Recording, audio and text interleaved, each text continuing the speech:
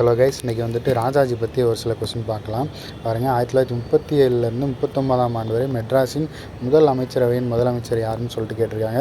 ராஜாஜி தாங்க. நெக்ஸ்ட்டு வந்துட்டு பாருங்கள், தமிழ்நாட்டின் எந்த முதலமைச்சருக்கு 1954ஆம் ஆண்டு பாரத ரத்னா அவார்டு வந்து வழங்கியிருப்பாங்க அப்படின்னு பார்த்தீங்கன்னா நம்ம ராஜாஜிக்கும் கொடுத்துருப்பாங்க. ஸோ இந்த 1954 வந்துட்டு பார்த்திங்கன்னா இவரோட சேர்த்து இன்னும் 2 பேர் கொடுத்துருப்பாங்க. அதாவது மொத்தமாக 3 பேருக்கு வந்து பாரத ரத்னா அவார்டு கொடுத்துருப்பாங்க. ஒன்று வந்து டாக்டர் ராதாகிருஷ்ணன், ரெண்டாவது வந்து doctor sir C V Raman, மூணாவது வந்துட்டு பார்த்திங்கன்னா நம்ம ராஜாஜி. ஸோ இந்த 3 பேருமே தமிழ்நாட்டை சேர்ந்தவங்க.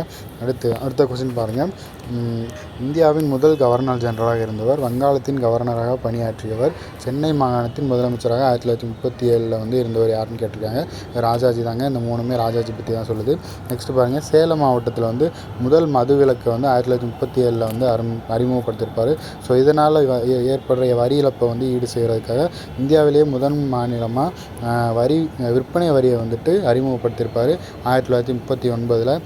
இது வந்துட்டு ஃபஸ்ட்டு சேலமில் மட்டும் அறிமுகப்படுத்தியிருப்பார். லேட்டரான 1952 பார்த்திங்கன்னா இதை வந்து மாநிலம் முழுவதும் வந்துட்டு கொண்டு வந்திருப்பார். ஸோ அடுத்த கொஸ்டின் வந்துட்டு பார்க்கலாம். அடுத்த கொஸ்டின் பாருங்கள், கீழ்காண்பவற்றில் சரியாக பொருத்தங்களை தேர்ந்தெடுக்கவும் அப்படின்னு சொல்லிட்டு கொடுத்துருக்காங்க. ராஜாஜி அமைச்சரவையை ஏற்படுத்திய ஆண்டு வந்துட்டு பார்த்திங்கன்னா 39ன்னு கொடுத்துருக்காங்க. ஸோ இது தப்பு. 37 வந்து அவரோட அமைச்சரவை ஏற்படுத்தியிருப்பார். 37லேருந்து 39 வரைக்கும் அவரோட அமைச்சரவை வந்திருக்கும். செகண்ட் ஸ்டெப்னு பாருங்கள், வேதாரண்யம் சால்ட் சத்தியாகிரகா பற்றி சொல்லியிருக்காங்க. ஆமாங்க, இது வந்து 1930 வந்துட்டு நடந்திருக்கும்.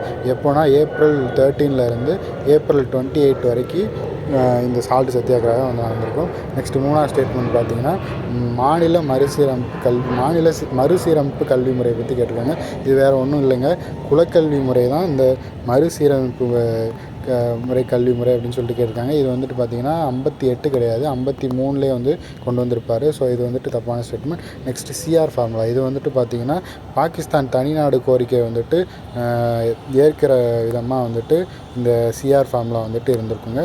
ஸோ இது வந்துட்டு ஒரு ஃபெயிலியரான ஃபார்முலா. ஸோ இதை பார்த்து வச்சுக்கோங்க. நமக்கு வந்துட்டு கரெக்டான ஸ்டேட்மெண்ட் தான் கேட்டிருக்காங்க. 2 and 4 தான் கரெக்டு. So option C. நன்றி.